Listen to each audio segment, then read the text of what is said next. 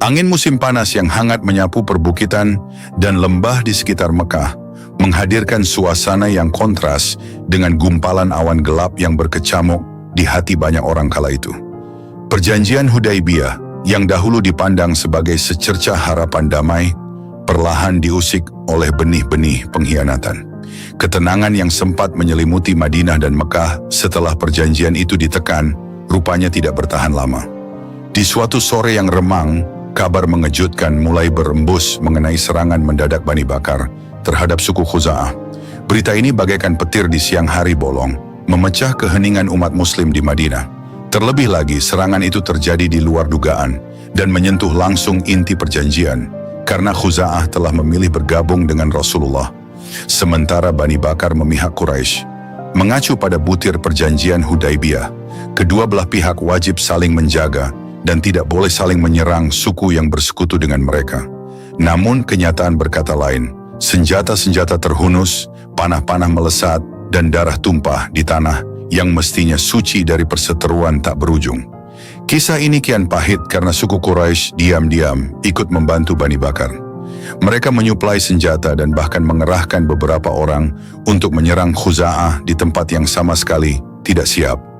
Suku Khuza'ah yang tidak menduga akan diserang dengan kejam, panik dan berusaha mempertahankan diri dengan segala cara yang mereka bisa. Bau anyir darah di sekitar perkampungan Khuza'ah masih tercium kuat, bercampur debu dan tangis para korban. Isak tangis anak-anak yang kehilangan ayah, serta jeritan ibu yang mencari anaknya di tengah kekacauan, seolah mengoyak hati siapapun yang mendengarnya. Di Madinah, kabar duka itu sampai melalui beberapa saksi mata yang berhasil melarikan diri di malam kelam. Mereka menempuh jarak jauh dengan langkah gontai, penuh luka, penuh derita, dan penuh amarah. Tubuh mereka lusuh, nafas terengah-engah, dan pandangan mereka dipenuhi ketakutan serta ketidakpercayaan. Sesampainya di depan pintu rumah Rasulullah, saksi-saksi itu tak henti menangis, memohon pertolongan atas kezaliman yang mereka alami. Utusan Khuza'ah terisak menahan tangis. "Wahai Rasulullah, kami telah diserang, mereka datang di saat kami tidak siap. Kami dibantai, mereka tidak memberi ampun, bahkan kepada kaum wanita dan anak-anak." Rasulullah terdiam, menatap mereka dengan kesedihan yang dalam. "Ceritakanlah segalanya dengan tenang, aku ingin mengetahui bagaimana semua ini bisa terjadi." Suara Rasulullah lembut, syarat empati, namun di balik itu tersirat kekuatan luar biasa, seakan menampung segala penderitaan yang baru saja dibeberkan di hadapannya. Para sahabat yang turut hadir tampak menggenggam erat senjata masing-masing. Wajah-wajah mereka menyiratkan kemarahan tertahan. Umar bin Khattab dengan sorot mata tajamnya tampak menekan perasaan geram yang hampir meledak. Abu Bakar menunduk, wajahnya menampilkan kesedihan dan belas kasih. Sementara Ali bin Thalib berdiri di sisi Rasulullah, bibirnya terkatup rapat, seolah merapal doa-doa agar hati mereka tetap teguh menghadapi situasi genting ini. Seusai mendengar pengaduan suku Khuza'ah secara terperinci, suasana hening mencekam. Hanya suara tangisan tertahan, sesekali terdengar di antara hembusan angin gurun yang menerobos lewat celah-celah jendela. Dalam diam itu, tersirat sebuah keputusan besar. Rasulullah harus bertindak agar keadilan ditegakkan, karena persetujuan Hudaibiyah telah dinodai. Mekah yang begitu mulia dan suci telah ternoda oleh perilaku para pengkhianat. Perjanjian Hudaibiyah semula diharapkan bisa menenangkan kedua pihak, umat muslim di Madinah dan suku Quraisy di Mekah. Dalam perjanjian itu tercantum jelas bahwa siapa saja suku atau kabilah yang ingin bergabung ke salah satu pihak, maka serangan terhadap suku tersebut sama saja dengan menyerang pihak yang menaunginya. Keputusan suku Khuza'ah untuk bergabung dengan Rasulullah bukan tanpa alasan. Mereka telah lama merasakan kedamaian ketika berinteraksi dengan umat muslim dan melihat akhlak Rasulullah yang terpuji. Sebaliknya, Bani Bakar sejak zaman jahiliyah memang memendam permusuhan turun-temurun terhadap Khuza'ah. Begitu mereka melihat celah, apalagi dengan dukungan Quraisy, niat busuk itu pun membuncah. Serangan terhadap Khuza'ah adalah bentuk dendam lama yang disulut kembali. Di sudut lain, Hati penduduk Madinah bagaikan diguncang badai ketika mendengar bahwa Quraisy yang terikat dalam janji gencatan senjata ternyata membantu Bani Bakar. Betapa tidak, Mekah adalah tempat suci, pusat tauhid, dan di sana berdiri Ka'bah yang dimuliakan. Orang-orang Muslim Madinah memiliki rasa hormat yang mendalam terhadap tempat kelahiran Rasulullah itu. Kini, alih-alih tercipta kedamaian, justru lahir luka baru yang menuntut tanggung jawab. Di sebuah malam yang senyap, setelah kabar duka itu menyebar, para sahabat berdiskusi di Masjid Nabawi. Tak banyak kata yang terucap, namun raut wajah mereka syarat makna. Umar bin Khattab dengan suara lantang, penuh amarah tertahan. Tidak bisa dibiarkan, ini jelas pelanggaran perjanjian. Mereka telah menumpahkan darah orang-orang yang berada di bawah perlindungan kita. Abu Bakar dengan nada lembut namun tegas, kedamaian yang kita upayakan ternodai. Rasulullah pasti akan memutuskan sesuatu yang bijak. Kita harus siap. Ali bin Abi Thalib hanya terdiam, pandangannya jauh menembus kegelapan malam, seolah merenungi besarnya cobaan yang kembali menghadang umat Islam. Di dadanya bergemuruh keinginan untuk membela kehormatan Islam dan memenuhi hak orang-orang yang tertindas. Kisah berlanjut ke Mekah. Begitu Quraisy menyadari kesalahan fatal yang mereka lakukan, membiarkan Bani Bakar menyerang Khuza'ah dengan bantuan senjata dan tenaga, kegelisahan pun mengendap di setiap sudut kota. Dalam rapat darurat, para pemuka Quraisy mencari jalan keluar sebelum Rasulullah dan pasukannya bertindak balasan. Suatu malam di dalam satu ruangan batu di Mekah, berkumpullah pemuka-pemuka Quraisy. Wajah-wajah mereka cemas, dahi berkerut, dan tatapan mata mereka penuh was-was. Pembicaraan mengarah pada satu kesimpulan, mereka perlu mengirim Abu Sufyan ke Madinah untuk memperbarui perjanjian. Bagaimanapun juga, Abu Sufyan adalah salah satu tokoh terpenting di Quraisy, disegani kawan maupun lawan. Mungkin dengan pengaruhnya Madinah akan bersedia memaafkan. Namun ketika Abu Sufyan mempersiapkan perjalanannya, tak ada rasa tenang di hatinya. Ia tahu apa yang telah Quraisy lakukan terlalu keji untuk sekadar dihapus dengan kata maaf. Ia sadar diri, tapi ia juga tak punya pilihan lain. Di pagi buta, ditemani oleh beberapa orang kepercayaannya, Abu Sufyan mulai meniti jalur panas menuju Madinah. Sepanjang jalan ia menunduk, pikirannya melayang kepada putrinya, Ummu Habibah, yang kini menjadi istri Rasulullah. Ia merasakan kerinduan tetapi juga rasa malu yang mendalam. Bagaimana mungkin ia akan disambut hangat, sedangkan sukunya baru saja mengkhianati perjanjian? Pikiran itu mengganggu batinnya, menambah beban di setiap langkahnya. Sesampainya di gerbang Madinah, cahaya matahari siang terik menyinari rombongan Abu Sufyan. Debu gurun menempel di jubahnya, keringat bercucuran, tetapi tidak mampu menghapus kegelisahan di dalam dadanya. Wajah orang-orang Madinah yang mereka temui di sepanjang jalan memandang rombongan ini dengan tatapan curiga. Entah apa yang mereka pikirkan, namun jelas terlihat bahwa kehadiran Abu Sufyan tidak disambut dengan senyum hangat.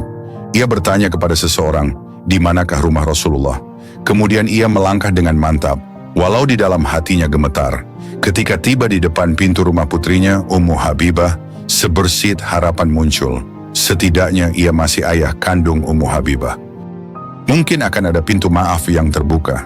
Ummu Habibah merupakan salah satu istri Rasulullah, seorang wanita tangguh yang memilih hijrah dan menempuh jalan Islam, meski harus berpisah dari kehidupan mewah di rumah ayahnya dulu.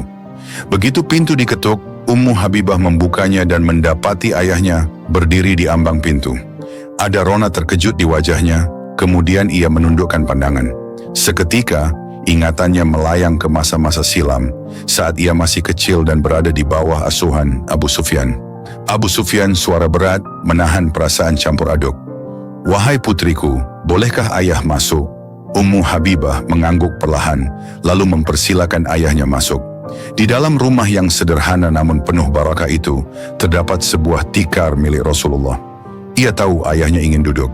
Namun ketika Abu Sufyan hendak menempatkan diri di atas tikar tersebut, Ummu Habibah spontan melipat tikar itu, menjauhkannya agar tidak diduduki oleh ayahnya. Abu Sufyan sempat terpana.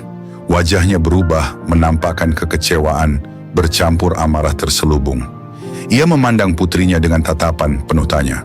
Abu Sufyan bingung, agak tersinggung. "Wahai putriku, apakah engkau tidak ingin aku duduk di tikar itu? Atau engkau justru ingin melindungi tikar itu dari diriku?" Ummu Habibah menatap ayahnya dengan sedih namun teguh. "Ini adalah tikar milik Rasulullah, sedangkan engkau masih berada dalam kemusyrikan. Engkau najis di mata syariat.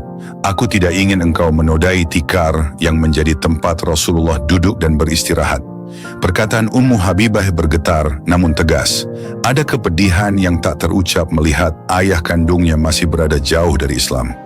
Di satu sisi, ia mencintai ayahnya, ingin merangkulnya kembali dalam harmoni keluarga. Tapi di sisi lain, ia telah memilih setia pada Allah dan Rasul-Nya. Rasa hormat pada suami, sekaligus kesadaran akan kesuciannya sebagai seorang muslimah, mengalahkan perasaan duniawi kepada ayah kandung. Abu Sufyan menelan ludah, seakan baru menyadari betapa kerasnya hati putrinya menegakkan prinsip. Abu Sufyan mencoba menutupi keterkejutannya dengan suara getir, "Demi Allah, perilakumu kini benar-benar berbeda dari dulu." Melihat reaksi sang ayah, Ummu Habibah hanya menunduk, berusaha keras menahan air mata yang hendak luruh. Ada duka yang teramat dalam karena ia ingin ayahnya menerima Islam, tetapi kenyataan menunjukkan jurang perbedaan yang begitu lebar. Setelah percakapan singkat namun menyesakan hati itu, Abu Sufyan sadar bahwa putrinya tak mungkin menengahi. Ia pun segera mencari Rasulullah, berharap dapat menyampaikan maksud kunjungannya. Namun, di tengah-tengah tatapan kaum muslimin yang kian banyak mengerumuni, Abu Sufyan semakin gugup. Ia akhirnya berhadapan dengan Rasulullah. Bagai seorang tawanan perang yang tidak berdaya, Abu Sufyan membungkuk rendah dengan perasaan takut dan malu. Abu Sufyan dengan nada berharap, "Wahai Muhammad, aku datang untuk memperbarui perjanjian. Kami mohon jangan engkau membawa peperangan kepada kami. Perjanjian Hudaibiyah masih berlaku, bukan?" Rasulullah hanya memandangnya tanpa sepatah kata pun. Diam yang menyelinap itu terasa lebih menekan daripada kemarahan yang meledak-ledak. Dalam sorot mata Rasulullah, seakan ada rasa kecewa yang mendalam dan pertanyaan tak terucap. "Mengapa kalian menodai janji yang dibuat dengan nama Allah? Mengapa kalian membuka pintu permusuhan lagi?" Abu Sufyan makin panik, berusaha menjelaskan, "Kami tidak tahu persis bagaimana Bani Bakar bisa bertindak sedemikian. Mungkin ada kesalahpahaman. Kami memohon agar engkau sudi memaafkan." Namun Rasulullah tetap bergeming, seolah memberikan sinyal bahwa segala penjelasan Abu Sufyan tak cukup untuk menghapus penderitaan suku Khuza'ah. Setelah beberapa lama, Rasulullah beranjak meninggalkan Abu Sufyan tanpa sepatah kata. Wajah Abu Sufyan pias, seakan darahnya surut ke ujung kaki. Merasa terkatung-katung, Abu Sufyan mencoba cara lain. Ia mendatangi Abu Bakar, yang terkenal lembut dan mudah berempati. Ia berharap Abu Bakar dapat menjadi perantara yang menenangkan amarah Rasulullah. Namun Abu Bakar hanya menggeleng sedih. Abu Bakar nada penuh sesal, "Maafkan aku, wahai Abu Sufyan. Aku tak bisa berbuat apa-apa. Rasulullah tidak menugaskanku untuk hal itu. Dan aku tidak punya hak untuk mendahului keputusan beliau." Gagal di pintu Abu Bakar, Abu Sufyan kemudian menemui Umar bin Khattab, yang justru sedari awal memendam kemarahan paling besar terhadap pengkhianatan Quraisy. Langkah Abu Sufyan begitu berat ketika sampai di depan rumah Umar. Pintu diketuk dan Umar muncul dengan wajah keras tak terperi. Abu Sufyan mencoba merendah, suaranya bergetar, "Wahai Umar, engkau orang yang tegas dan mulia. Bisakah engkau menengahi agar Rasulullah bersedia menerima perjanjian baru? Kami takut akan akibatnya." Umar dengan suara dingin menyiratkan kemarahan. "Pengkhianatan telah terjadi. Darah Khuza'ah mengalir di tanah mereka. Perjanjian macam apa lagi yang ingin kau ajukan?" Suara Umar meninggi. Tak ada kompromi baginya atas pelanggaran serius semacam ini. Bagaimanapun ia tak mau mengkhianati Rasulullah dengan ikut campur mengupayakan perjanjian tanpa restu. Umar lanjut dengan nada tegas, "Pulanglah engkau, wahai Abu Sufyan. Aku tak bisa membantumu. Jika engkau sungguh mencari keselamatan, tunggulah keputusan Rasulullah dan bersiaplah menanggung segala konsekuensinya." Abu Sufyan hanya mampu menatap wajah Umar yang penuh murka. Lalu ia beranjak pergi, hatinya kian ciut. Harapan terakhirnya adalah Ali bin Abi Thalib. Abu Sufyan berpikir, Ali mungkin masih bisa diajak bicara dari hati ke hati, mengingat Ali adalah seorang yang dikenal berilmu dan bijaksana. Jadi sampailah ia di depan Ali, yang kala itu tengah duduk di pelataran masjid. Abu Sufyan merendahkan badan. "Wahai Ali, kumohon pertolonganmu, hanya engkau yang belum aku temui. Kumohon, bantulah aku berbicara dengan Rasulullah. Biarlah Rasulullah bersedia memaafkan suku kami yang melakukan kesalahan." Ali menatap Abu Sufyan dengan pandangan iba, tetapi tidak serta-merta menunjukkan keberpihakan. Ia paham benar bahwa keputusan tetap ada di tangan Rasulullah, dan tak seorang pun boleh lancang mendahului. Ali menarik napas panjang, lalu menjawab lembut namun mantap. "Wahai Abu Sufyan, tidak ada seorang pun yang bisa memberi syafaat tanpa kehendak Rasulullah. Urusan ini bukan perkara ringan. Mengapa engkau tidak mencoba sendiri meminta belas kasih Allah, bertobat dan meninggalkan jalan yang menyesatkan? Jika engkau tulus, Allah Maha Pengampun." Abu Sufyan hanya bisa menunduk, tak sanggup menjawab. Ia tahu kata-kata Ali berisi kebenaran, tetapi ia masih berada di persimpangan antara keangkuhan suku Quraisy dan panggilan kebenaran. Keputusasaan perlahan menguasai hatinya. Ia menyadari kini semua pintu sudah tertutup rapat. Tidak ada satupun sahabat Rasulullah yang mau membantunya tanpa instruksi dari Rasulullah sendiri. Setelah melalui serangkaian penolakan tersebut, Abu Sufyan akhirnya kembali ke Mekah dengan tangan hampa. Keringat dingin membasahi dahinya, langkah kakinya terasa berat, seolah memikul beban ribuan batu. Ia teringat percakapannya dengan Ummu Habibah, bagaimana putri kandungnya sendiri tidak sudi melihat ia duduk di atas tikar Rasulullah. Pandangan mata Rasulullah yang diam, mencekam, seolah menjadi cerminan kebuntuan, segala harapan akan perpanjangan perdamaian. Setibanya di Mekah, matahari hampir terbenam. Abu Sufyan berdiri di tengah kerumunan pemuka Quraisy yang menantikan kabar. Raut wajahnya masam, menandakan tidak ada kesepakatan apapun yang ia bawa pulang. Para pemimpin Quraisy tampak gusar, pandangan mereka mencerminkan rasa tidak percaya dan ketakutan. Seorang pemuka Quraisy dengan nada cemas, "Bagaimana hasilnya, wahai Abu Sufyan? Apa yang dikatakan Muhammad? Apa yang dikatakan sahabat-sahabatnya?" Abu Sufyan menggeleng lemah. Tidak ada jawaban. Mereka menolak bernegosiasi. Muhammad hanya diam, sedang sahabat-sahabatnya pun enggan membantuku. Saat itu seolah-olah bayang-bayang kegelapan jatuh menyelimuti kota Mekah. Tak satu pun di antara mereka mengucapkan sepatah kata. Keheningan yang tercipta di majelis Quraisy itu lebih mencekam daripada dentuman jenderang perang. Di ufuk barat, cahaya senja perlahan meredup, selaras dengan surutnya harapan mereka untuk mempertahankan perjanjian damai. Di sudut jalan, tampak beberapa penduduk Mekah yang mendengar kabar kembalinya Abu Sufyan dengan kegagalan. Ada yang menjerit cemas, ada yang berbisik menahan takut, bahkan ada yang menangis perlahan karena membayangkan seperti apa masa depan mereka nanti. Peperangan seperti akan menjadi kenyataan yang tak terelakkan. Bagaimana nasib kita? Bagaimana nasib anak-anak kita? Mekah akan didatangi pasukan Rasulullah, bisik seorang ibu kepada temannya.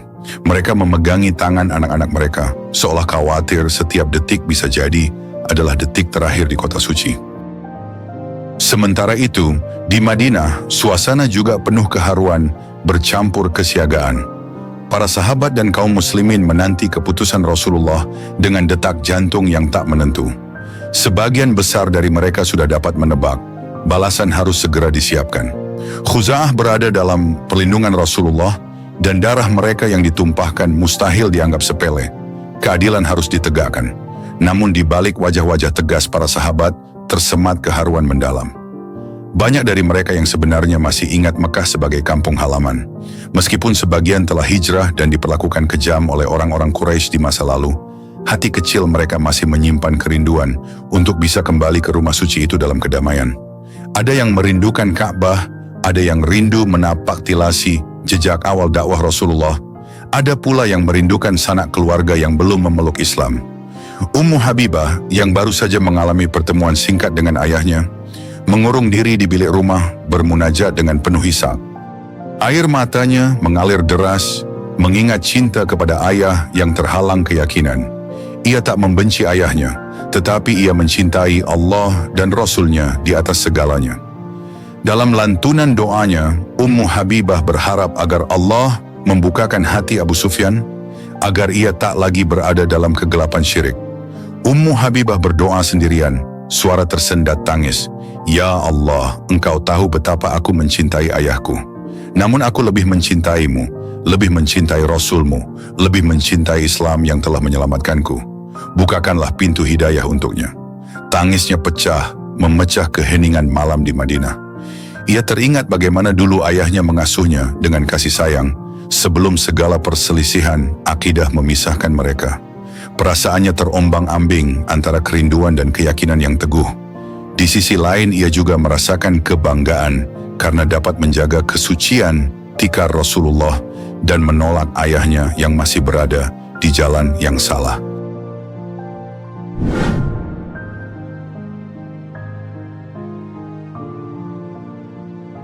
Angin malam menyusup di sela-sela dinding rumah Rasulullah, membawa hawa sejuk yang samar. 3 hari sebelum kabar pelanggaran perjanjian sampai, suasana di Madinah tampak tentram di mata banyak orang. Namun di dalam bilik rumah Rasulullah, Aisyah radhiyallahu anha terlihat sibuk mempersiapkan berbagai perlengkapan. Peti-peti kecil di pojok ruangan mulai diisi perbekalan, kantong air, persediaan makanan kering, kain-kain penutup, juga beberapa barang yang biasanya dibawa saat safar.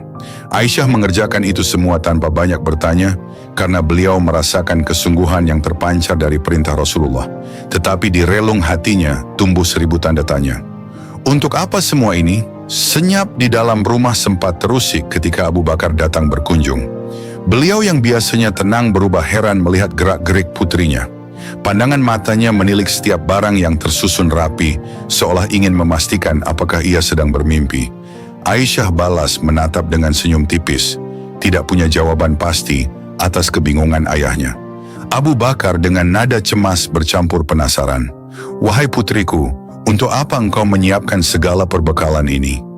Adakah engkau tahu kemana kita akan pergi? Apakah Rasulullah telah menyampaikan sesuatu yang belum kudengar?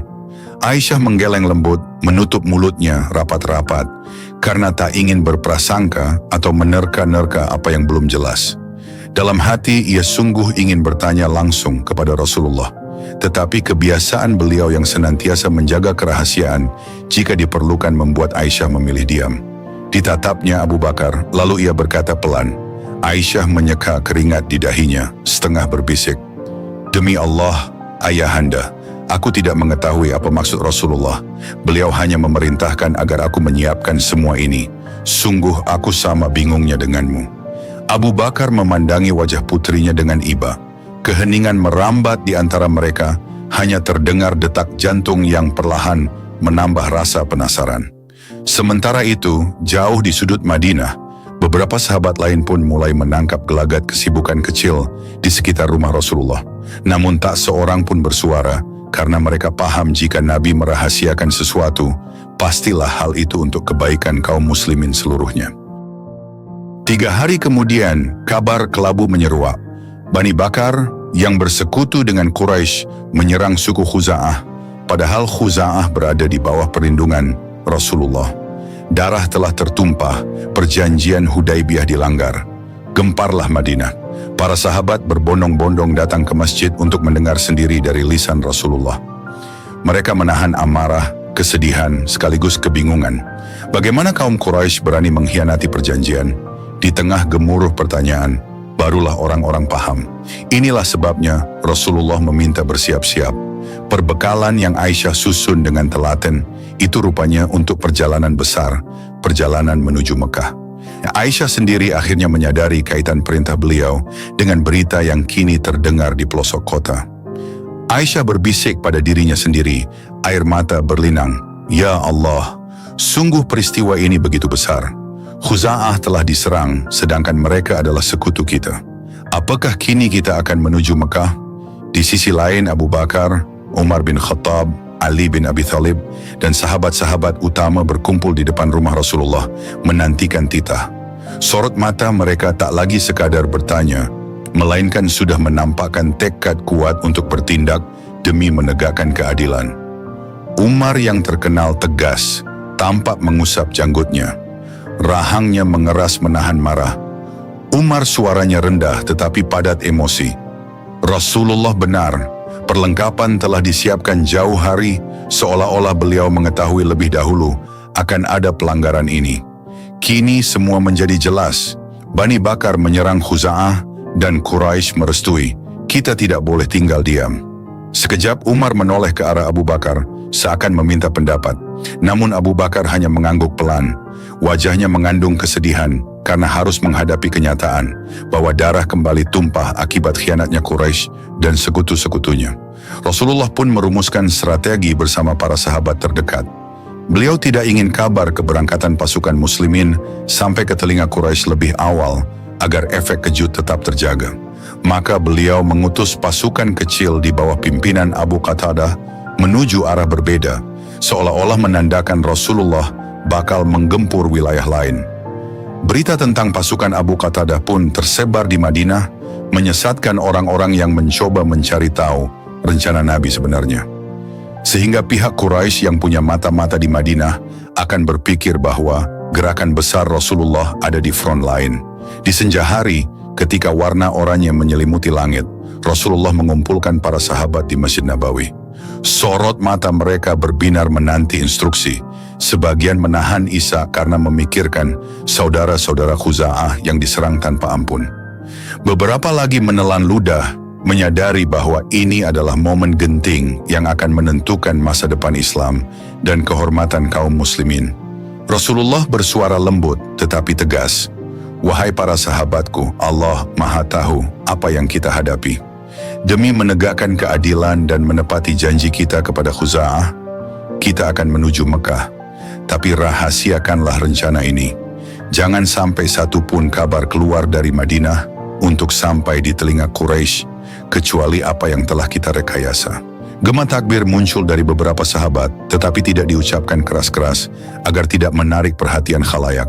Hati mereka membuncah, antara sedih karena harus menghadapi saudara sesuku yang masih kafir, sekaligus yakin bahwa Allah menyertai mereka.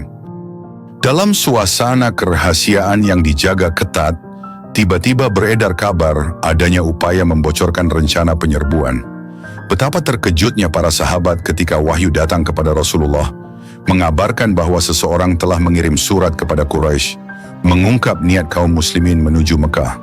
Pelakunya bukan orang asing, dia adalah Hatib bin Abi Balta'ah, seorang sahabat yang pernah ikut dalam Perang Badar.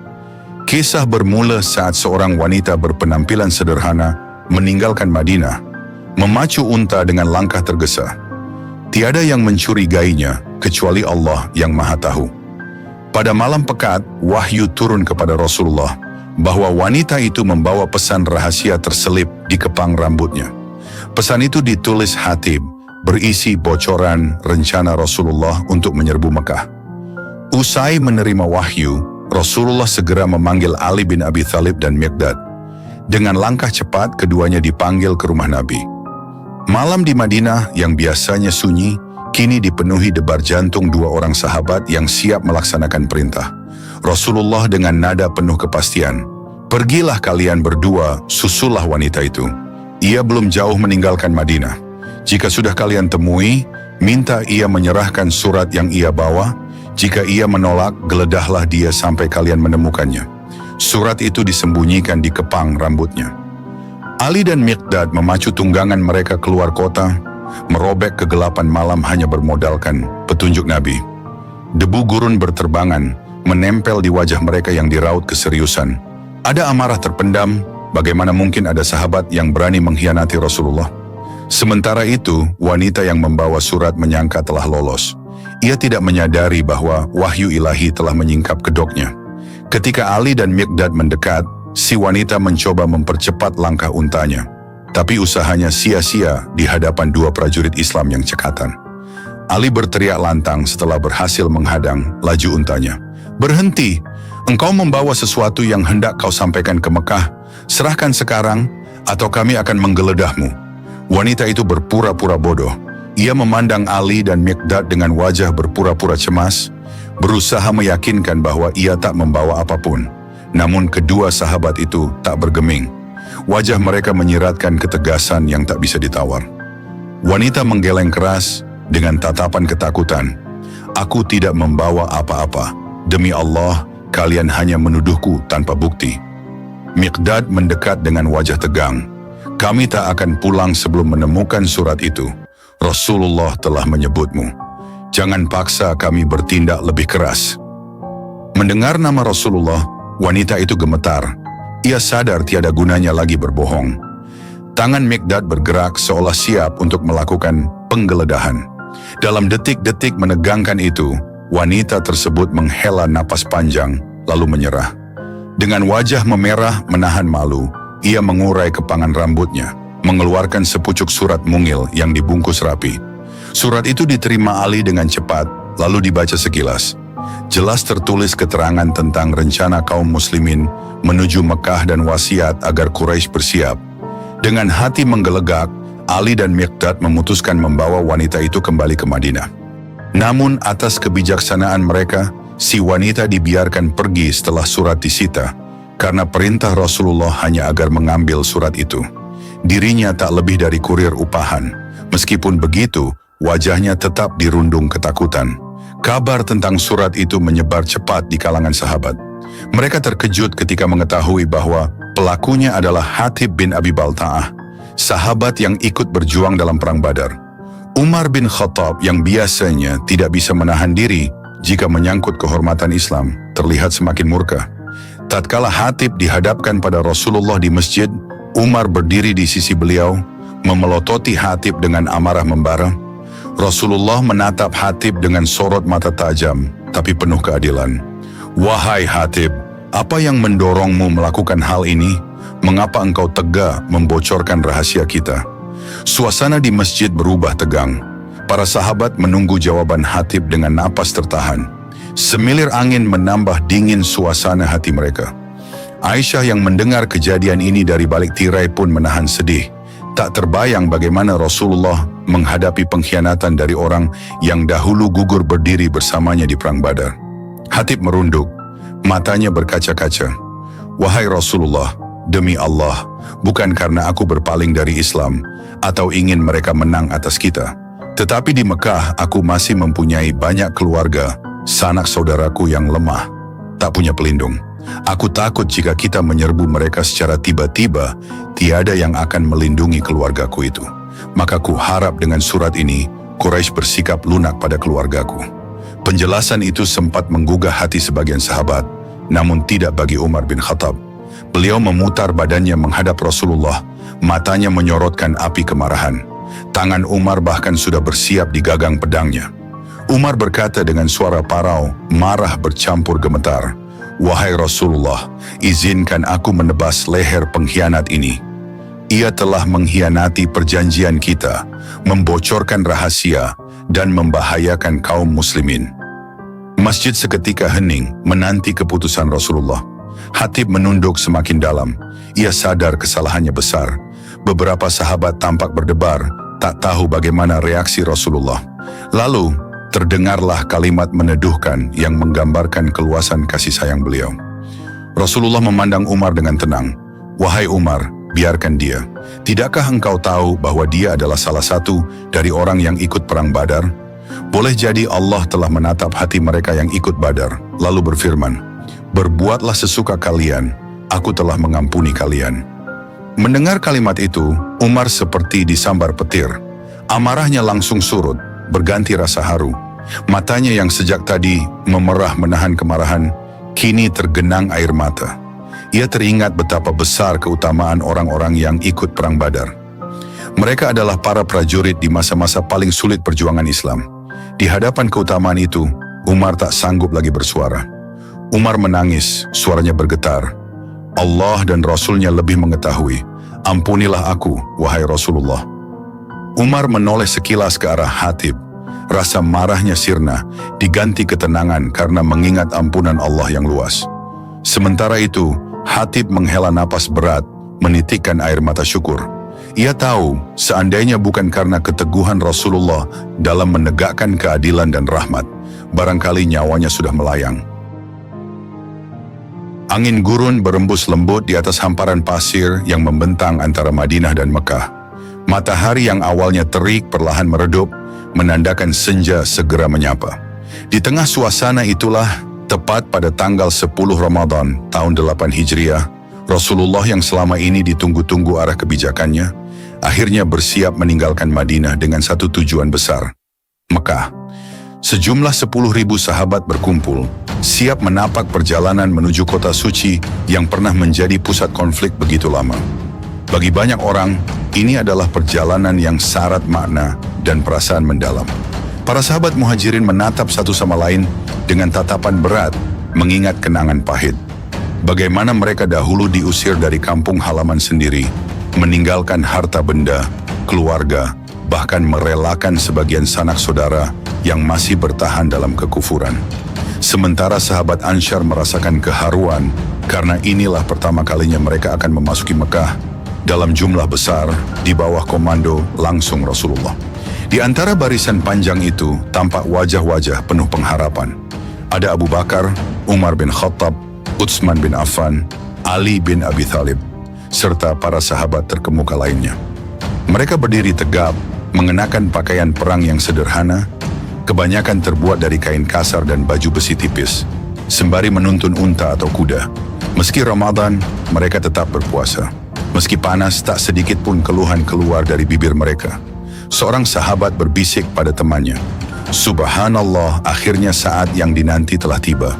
Dulu kita tak pernah membayangkan kembali ke Mekah dengan kekuatan sebesar ini." Temannya menoleh dengan mata berkaca-kaca. "Benar, aku masih ingat ketika kita berangkat hijrah dulu, betapa sulitnya meninggalkan tanah kelahiran. Semoga perjalanan ini menjadi pintu kebaikan." Sementara itu, Rasulullah berdiri di satu titik, memandang pasukan dengan mata penuh kelembutan, sekaligus ketegasan. Beliau menghitung dalam hati betapa banyak di antara kaum muslimin yang siap mengorbankan segalanya demi menegakkan kalimat Allah. Hatinya dipenuhi keharuan dan rasa syukur karena kini, pada 10 Ramadan tahun ke-8 Hijriah, kaum muslimin telah tumbuh menjadi umat yang tangguh. Ketika matahari mulai condong ke barat, Rasulullah memberi aba-aba. Seluruh pasukan bergerak, debu berterbangan di bawah derap kaki unta dan kuda. Beberapa sahabat berjalan kaki, saling bergantian menuntun tunggangan.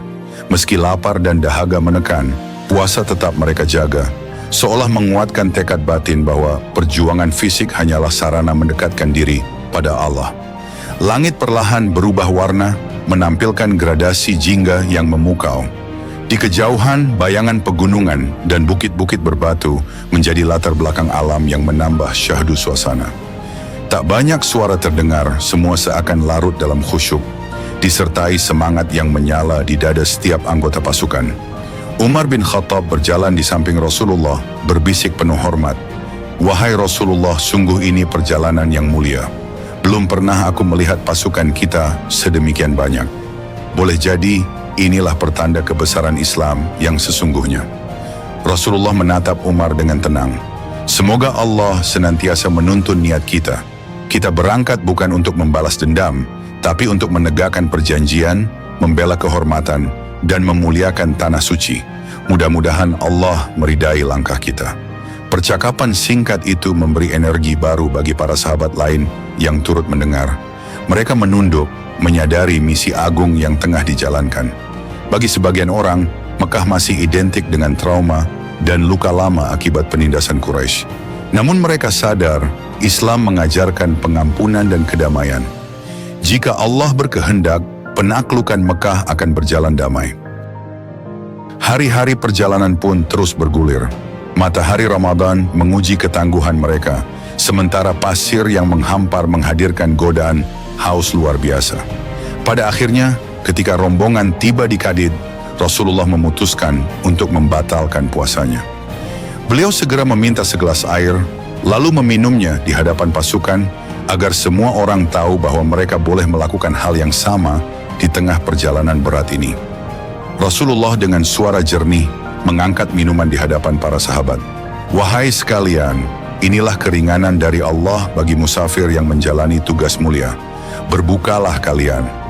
Suasana hening sejenak, lalu perlahan sahabat-sahabat mulai mengikuti. Ada yang menenggak air, sebagian lain memakan bekal kurma.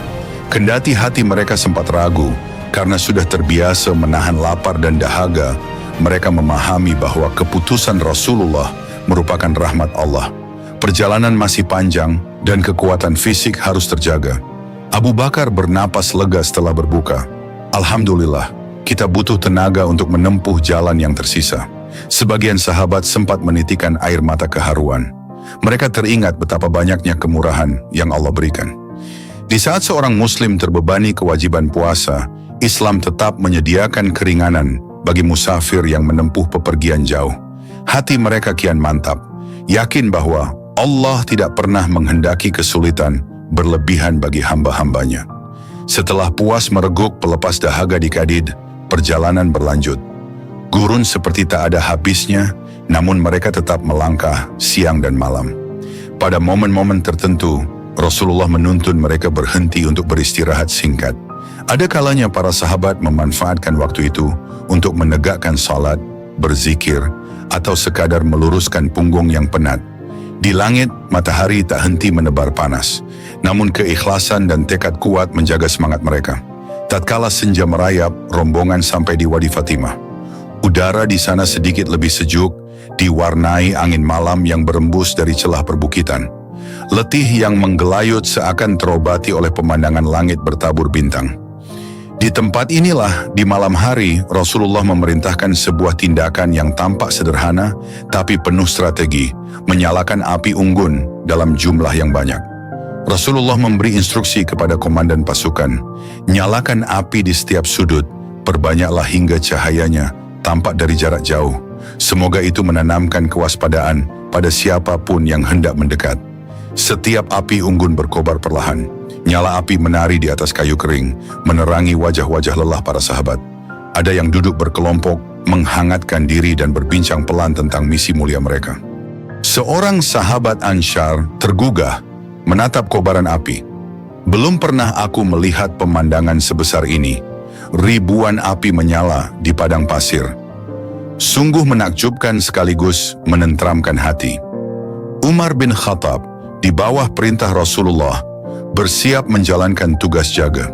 Ia membawa beberapa sahabat terpercaya mengitari area perkemahan dengan langkah pasti. Sikap Umar yang tegas membuat para sahabat lain merasa aman. Tak ada yang berani main-main ketika Umar sedang dalam mode kewaspadaan. Umar kepada tim penjaga, suaranya rendah tapi penuh wibawa. Jaga sisi timur, pantau pergerakan dari sana. Jika ada yang mencurigakan, segera beritahu aku. Malam berlalu tetapi banyak orang tetap terjaga. Rasa haru dan kagum tak surut melihat betapa Rasulullah mampu mempersatukan 10.000 orang dalam satu barisan. Mereka merenungi nikmat terbesar ketika Islam pertama kali disebarkan, yang percaya pada risalah Nabi hanya segelintir orang. Kini 10.000 jiwa siap berkorban, bahkan menjadikan malam gelap sebagai sarana meneguhkan niat. Keesokan harinya, langkah pasukan kembali berderap, menelusuri jalur yang kian mendekat ke Mekah. Akhirnya tibalah mereka di sebuah tempat bernama Mar Az-Zahran. Disinilah Rasulullah memilih menghentikan perjalanan untuk beristirahat lagi sebelum melanjutkan. Mekah kian dekat dan persiapan mental maupun fisik perlu ditata dengan matang. Setiap sahabat mencari tempat teduh di balik batu-batu atau celah bukit. Debu menempel di pakaian mereka. Kulit wajah menghitam terbakar matahari. Meski letih tak ada keluhan. Malah mereka saling menguatkan. Ada yang berzikir dengan tasbih, ada yang memeriksa kembali bekal makanan. Sementara itu, Rasulullah terlihat tenang, merenung di bawah naungan sehelai kain yang dibentangkan. Ali bin Abi Thalib mendekati Rasulullah dengan hormat. Wahai Rasulullah, besok kita akan semakin dekat dengan Mekah. Adakah pesan khusus bagi kami semua? Rasulullah tersenyum tipis, menatap Ali lembut. Ingatlah bahwa kita datang bukan untuk menumpahkan darah. Kita ingin agar Baitullah tidak dikotori oleh kesyirikan. Jika mereka menerima, kita tak akan memerangi. Ali menunduk penuh takzim. Ia tahu, tak lama lagi sejarah baru akan ditorehkan. Meski banyak dari Quraisy yang menyimpan dendam, Islam selalu mengedepankan jalan damai jika memungkinkan. Disinilah terjadi sebuah peristiwa penting yang menandakan titik balik dalam sejarah Mekah. Malam perlahan tiba di Mar Az-Zahran. Rasulullah dan pasukannya mulai beristirahat. Namun Abbas bin Abdul Muttalib, paman Rasulullah, belum bisa lelap. Dengan penuh kehati-hatian, ia mengambil keledai putih milik Rasulullah dan menungganginya, bermaksud menyelidiki keadaan sekitar. Abbas membelai keledai itu berbisik, "Mari kita berkeliling sedikit, melihat apakah ada pergerakan dari pihak Mekah." Keledai putih pun melangkah tenang di bawah bintang-bintang, menapaki jalan berkerikil. Langkahnya mantap, sementara Abbas mempertajam pendengaran. Di tengah sunyi itu, ia tiba-tiba menangkap suara pelan, seolah seseorang sedang bergerak di balik kegelapan. Dengan waspada, Abbas mendekat. Alangkah terkejutnya ia ketika mendapati Abu Sufyan, tokoh pembesar Quraisy, sedang berada di situ, jelas tampak gelisah, seakan mencari tahu kekuatan pasukan muslimin. Mereka saling pandang di kegelapan. Untuk beberapa saat, tak satu pun berbicara. Lalu Abbas membuka suara. Abbas setengah berbisik namun tegas. "Abu Sufyan, apa yang kau lakukan di sini?" Abu Sufyan tampak gugup. Ia kenal betul dengan Abbas, paman Nabi. Selama ini Abu Sufyan adalah pemuka Quraisy paling vokal menentang Islam. Namun kini kondisi berubah. Ribuan tentara Muslim telah begitu dekat dan ia sedang mencari celah untuk menyelamatkan Mekah. Pada saat itulah ia menyadari, tak ada lagi jalan keluar yang mudah. Abu Sufyan menelan ludah, menatap Abbas dengan mata cemas.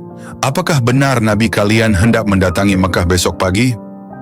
Jumlahnya sangat besar, bukan?" Abbas mengangguk serius. "Benar adanya. Rasulullah bersama 10.000 sahabat datang untuk menegakkan keadilan. Jika Quraisy hendak melawan, aku khawatir tak ada lagi yang bisa menahan pasukan ini. Dengarkan nasihatku Abu Sufyan.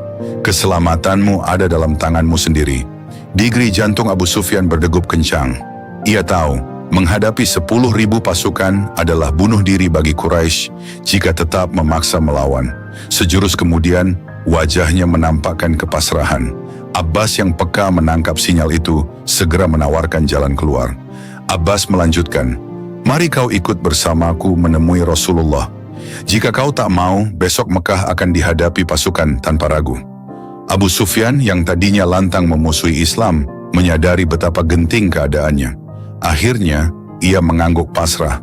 Tak ada gunanya lagi mempertahankan kesombongannya di depan gelombang kekuatan Muslim. Ia membiarkan Abbas mengajaknya menunggang keledai putih yang sama. Meski terasa janggal, mengingat keduanya biasa berdiri di kubu berlawanan, mereka melaju menembus malam menuju perkemahan utama. Di sisi perkemahan yang diterangi lentera-lentera dan obor kecil, Abbas membawa Abu Sufyan menemui Rasulullah. Beberapa sahabat terkejut melihat kedatangan tokoh Quraisy yang terkenal keras kepala itu. Namun mereka tetap menahan diri menunggu komando Rasulullah. Rasulullah dengan tenang memandang Abbas dan Abu Sufyan. "Ada apa ini, wahai Abbas?" Abbas menghela napas, lalu menceritakan kejadian ia bertemu Abu Sufyan. Sementara itu, Abu Sufyan menunduk dalam hening. Bagaimanapun, ia merasa malu. Dulu ia begitu membenci dan memerangi Rasulullah. Kini ia berdiri di hadapan beliau dengan tatapan tak berdaya. Suasana mencekam, beberapa sahabat menahan napas. Lalu Abu Sufyan memberanikan diri, bicara dengan suara pelan. Abu Sufyan terbata. "Wahai Muhammad, aku telah melihat pasukanmu. Begitu besar, tidak ada yang bisa mencegahmu memasuki Mekah. Demi Allah, aku sadar bahwa tiada gunanya kami terus melawan." Rasulullah menatapnya dalam-dalam seolah menilai kesungguhan Abu Sufyan. Pada saat itu, Abu Sufyan tampak sangat berbeda dari sosok angkuh yang selama ini jadi ikon perlawanan Quraisy. Sorot matanya memperlihatkan keraguan dan ketakutan. Rasulullah dengan kelembutan yang menjadi ciri khasnya bertanya, "Rasulullah, wahai Abu Sufyan, tidakkah engkau sadar bahwa tidak ada Tuhan yang berhak disembah selain Allah? Dan bahwasanya aku adalah Rasulnya?" Hening kembali menyelimuti. Beberapa saat berlalu sebelum Abu Sufyan membalas. Dadanya bergemuruh oleh gejolak batin. Ia memikirkan betapa berulang kali dirinya menyaksikan tanda-tanda kebenaran Islam, tetapi selalu menolak. Kini di ujung tanduk, ia sadar bahwa pertolongan tiada akan datang selain dari Allah. Abu Sufyan bersuara lirih, hampir tercekik tangis. "Demi Allah, sungguh telah lama aku ragu dengan berhala-berhala itu. Aku menyadari sejak dulu tak pantas mereka disembah. Adapun engkau, wahai Muhammad, aku telah melihat bukti kebenaranmu. Aku bersaksi bahwa tidak ada Tuhan selain Allah dan engkau adalah utusannya. Air mata menetes di pipi Abu Sufyan yang tegas. Ia menengadahkan wajah, menatap Rasulullah dengan penuh haru. Kalimat syahadat terucap, yang menandakan dirinya kini berpindah keyakinan menjadi seorang Muslim. Betapa besarnya peristiwa ini. Seorang pemuka Quraisy, simbol kebanggaan penduduk Mekah, akhirnya tunduk pada Islam. Beberapa sahabat menitikkan air mata kebahagiaan. Abbas yang berdiri tak jauh, tampak lega menyaksikan keponakannya, dan sahabat-sahabat lain diambang kemenangan tanpa harus menumpahkan darah. Suasana di perkemahan hening sejenak, hingga Rasulullah bersuara, Rasulullah dengan senyum tulus, "Segala puji bagi Allah yang telah membuka hatimu. Wahai Abu Sufyan, sesungguhnya Islam menghapus dosa-dosa yang telah lalu. Berbahagialah engkau karena Allah Maha Pengampun." Kalimat itu meneduhkan hati Abu Sufyan. Beban yang selama ini menghimpit seolah terangkat. Ia sadar dirinya disambut dengan tangan terbuka tanpa ada caci maki. Sebagian sahabat yang tadinya memandang tajam pun kini menampakkan senyum persaudaraan. Rasulullah paham bahwa Abu Sufyan adalah tokoh besar Quraisy. Masuk Islamnya Abu Sufyan akan membawa pengaruh besar bagi penduduk Mekah. Sebagai penghormatan sekaligus strategi meredam ketegangan, Rasulullah menetapkan sebuah perlindungan khusus bagi siapapun yang masuk ke rumah Abu Sufyan. Rasulullah bersabda di depan para sahabat dan Abu Sufyan, "Siapa yang masuk ke rumah Abu Sufyan, maka dia aman. Siapa yang menutup pintu rumahnya, maka dia aman. Dan siapa yang masuk Masjidil Haram, maka dia aman." Dialog ini membuat hati Abu Sufyan diliputi rasa syukur. Dia yang dahulu memusuhi Rasulullah justru kini diberikan kedudukan terhormat. Rasulullah tidak menyimpan dendam masa lalu. Inilah wujud nyata rahmat Islam. Para sahabat yang mendengar pun menundukkan kepala, meresapi kebesaran akhlak Rasulullah. Abu Sufyan penuh haru, suaranya gemetar. "Demi Allah, tak pernah kusangka akan diperlakukan seperti ini. Engkau benar-benar orang yang penyayang dan pemaaf, wahai Rasulullah." Beberapa sahabat yang berdiri dekat segera mendekat, menepuk pundak Abu Sufyan sebagai tanda penerimaan. Ada yang memeluknya, seolah memeluk saudara yang lama hilang. Air mata haru pecah di sana-sini, malam pun menjadi saksi bahwa kerasnya hati manusia bisa luluh oleh cahaya Islam. Berita tentang Abu Sufyan masuk Islam dengan cepat tersebar di kalangan pasukan. Keesokan paginya, suasana di Marraz Zahran dipenuhi bisik-bisik gembira. Bukan hanya karena mereka berhasil membawa salah satu musuh terberat ke dalam pangkuan Islam, tetapi juga karena itu pertanda Mekah mungkin akan ditaklukkan tanpa perlawanan sengit. Umar bin Khattab tersenyum tipis sambil berbicara ke Abu Bakar. "Masya Allah, siapa yang mengira hati Abu Sufyan akan melembut seperti ini? Dahulu dia lantang berteriak di perang Uhud dan Khandaq. Kini ia malah jadi pelindung rakyatnya sendiri di bawah naungan Islam." Abu Bakar menarik napas penuh syukur. Sungguh Allah bisa membolak-balik hati manusia. Kita doakan semoga ini pertanda kebaikan bagi Mekah. Sementara itu, Abu Sufyan mulai memahami peran barunya sebagai pemuka Quraisy yang telah memeluk Islam. Ia mempersiapkan diri untuk kembali ke Mekah, membawa pesan bahwa siapapun yang berlindung di rumahnya akan aman. Perasaan campur aduk antara gugup dan lega menghampirinya. Bagaimana reaksi penduduk Mekah saat mendengar dirinya sudah menjadi Muslim? Abbas berbicara lembut kepada Abu Sufyan. "Kembalilah ke Mekah sebelum pasukan kita tiba di sana. Sampaikan kabar baik ini, agar penduduk tahu tidak ada niat balas dendam. Rasulullah hanya ingin membersihkan Ka'bah dari berhala dan menegakkan tauhid." Abu Sufyan mengangguk. Meski masih ada sisa keraguan di hatinya, ia merasa siap. Ia bergegas meninggalkan perkemahan, menempuh perjalanan singkat ke Mekah. Rombongan Quraisy yang menunggu kabarnya pasti akan gempar mengetahui perubahan hatinya.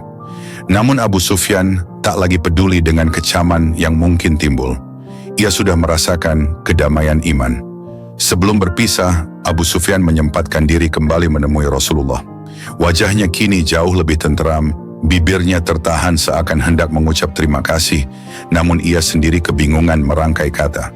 Abu Sufyan dengan suara berat menahan emosi. "Wahai Rasulullah, terima kasih telah menerima aku. Sungguh aku menyesal atas segala kesalahanku di masa lalu. Rasulullah menepuk punggung Abu Sufyan dengan lembut. Islam menghapus segala dosa yang telah lalu. Kini kau saudara kami. Pergilah ke Mekah dan siapkan penduduk agar mereka tahu. Siapa saja yang tidak memerangi pasukan muslim akan aman. Mendengar itu, Abu Sufyan menunduk hormat, lalu beranjak pergi. Di belakangnya beberapa sahabat melihat punggung Abu Sufyan yang makin menjauh, seolah menapaki kehidupan barunya. Sebagian dari mereka bersyukur karena satu lagi dinding kebencian berhasil dirobohkan dengan pintu maaf dan kelembutan. Ali bin Abi Thalib berbisik pada Abbas, "Lihatlah betapa Allah membukakan jalan hidayah pada orang yang paling keras menentang. Ini benar-benar tanda bahwa kemenangan Islam akan segera tiba." Abbas tersenyum mengangguk. Baginya, inilah salah satu momen terindah sepanjang ia mengikuti perjalanan dakwah keponakannya, Rasulullah. Malam itu di Mar'aj Zahran, udara terasa lebih ringan. Bintang-bintang seakan memancarkan cahaya lebih terang dari biasanya. Hati semua orang di perkemahan diselimuti harapan besar akan hari esok yang lebih damai.